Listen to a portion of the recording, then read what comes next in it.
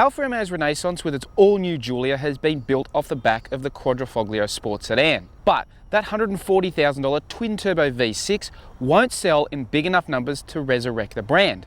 And that's where this comes in. This is the all-new Giulia Veloce.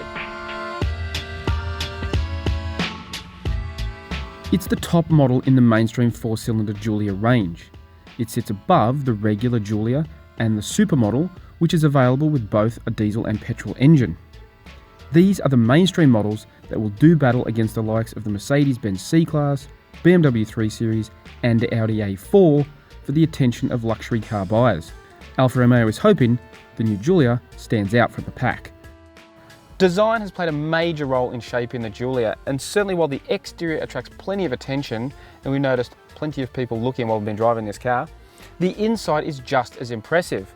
There are some touches like some cheap harder plastics around the shift knob and in the cabin here that detract a little bit, but overall the impression of this interior is one of quality and sportiness and design. It's a really stylish car.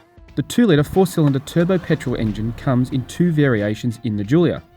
The base and supermodel get 147 kilowatts and 330 newton meters, but the Veloce is tuned to produce 206 kilowatts and 400 newton meters.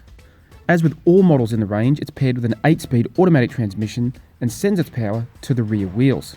While it may be missing a couple of cylinders compared to its bigger brother, the Veloce doesn't lack for performance, particularly when you switch up the DNA selector into the dynamic setting. It's got real punch from the engine.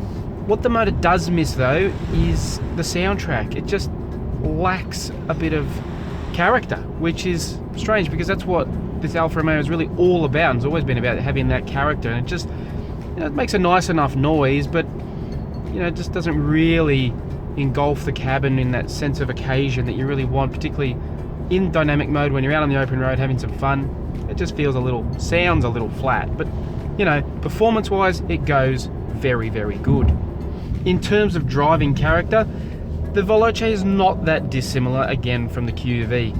It may lack that little bit, the final few percent, but overall this is a really sporty and dynamic car to drive. The steering's really fast and accurate, and the ride is actually really impressive because the suspension setup gives you that feeling of control, and it makes it a really nice handling and responsive and agile car for this sort of mid-size sedan, but not at the expense of comfort. It's still got really good ride control and rides bumps very well. It's actually a really impressive package.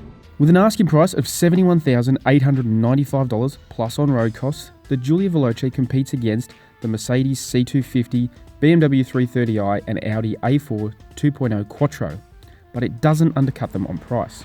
It is, however, well equipped for that money though, with a unique body kit, 19-inch alloy wheels, bi-xenon headlights, leather upholstery, sports seats, navigation, a 10-speaker sound system and an 8.8-inch infotainment screen, all standard. As well as that, there's a good list of active safety features, including autonomous emergency braking and lane departure warning. The new Giulia Veloce may not have the same performance or attract the same attention as the Quadrifoglio, but it has the ability to play a key role in Alfa Romeo's latest revival.